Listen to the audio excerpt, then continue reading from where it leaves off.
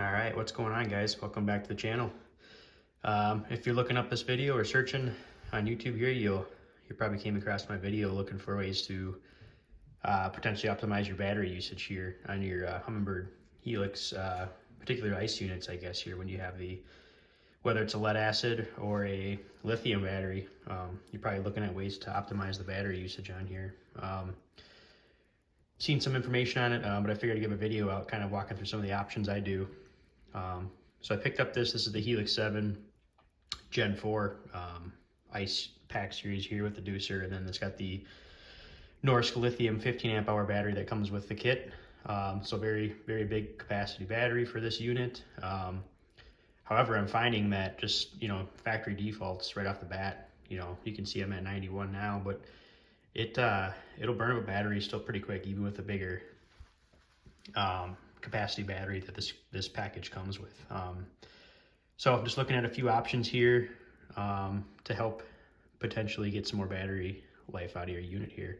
I usually get, I don't know, anywhere from probably 8-9 hours, sometimes a little bit more, depending on the settings that I'm using here.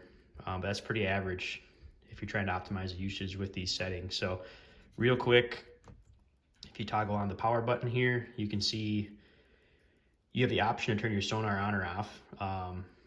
So with that on, I should say with the sonar off, say you're traveling with a four-wheeler or snowmobile or even your truck or vehicle across the ice looking for a new spot, that's a good option. You can turn off your sonar to help preserve battery slightly to get more use out of your battery while you're navigating to a new fishing spot per se, until you get there and then you actually start fishing. So that's one option you could do here. The biggest thing here is this light setting. So you can see I'm at 3 right now. Let's see if I turn it down to 1, you can still see it's quite a bit of background, or I should say light enough for you to still distinguish. I'd say the only drawback to this is you can see as I crank it up there, my battery usage immediately kind of plummets. So you can expect that this is probably the biggest driver for battery consumption here. But default, I believe on startup it might actually be 10 if I recall. I know since mine's set now, it's when I power it up, it's at 5 typically. And once again, you can see the battery adjusting accordingly there as you dim it.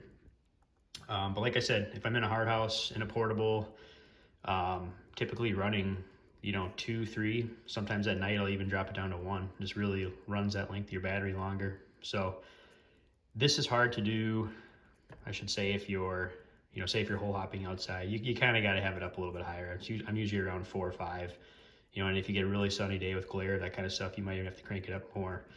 But anyways, keep that in mind there. This is a huge driver for battery life. Additionally, you can see this is kind of like a preset mode here. So if you watch here, you can see on my light settings at 4. When you change night mode here and you go on, it just bumped up to 6. So I believe if it's off, there you go, it goes up to 10. So it's like a factory setting to try and help you optimize your batteries there. I feel that doesn't help enough, so I just play with this setting myself here. Like I said, between 2 and 3, even 1, you can see here, that's plenty to be able to see that. So that's a good option there. Another thing, I know the Gen 1's had a little different setting, but this is the Gen 4 for this feature here, where the background would turn completely white, I believe. But you can see here with your different sonar colors here, I have found you can see the white settings there for the backgrounds, kind of like a traditional sonar in your fishing boat or whatever. Well, here's let's see if I can do this here for a better demonstration. Okay, so I got both the flasher 2D style here. This will help. Whoops. Let's go back here. Anyways, you can see that changed the background to white. Here we go. So changing those sonar colors, like I said, I did find black. For me specifically, I like this black with the combination 6 there. It's a good color chart. So the darker black background I think helps with battery as well. So those are kind of the big things there to optimize your battery consumption, or usage I should say, with these Helix units. Now I do have, this is the Helix 5 Gen 2. This is the non-sonar or non-GPS unit, sorry.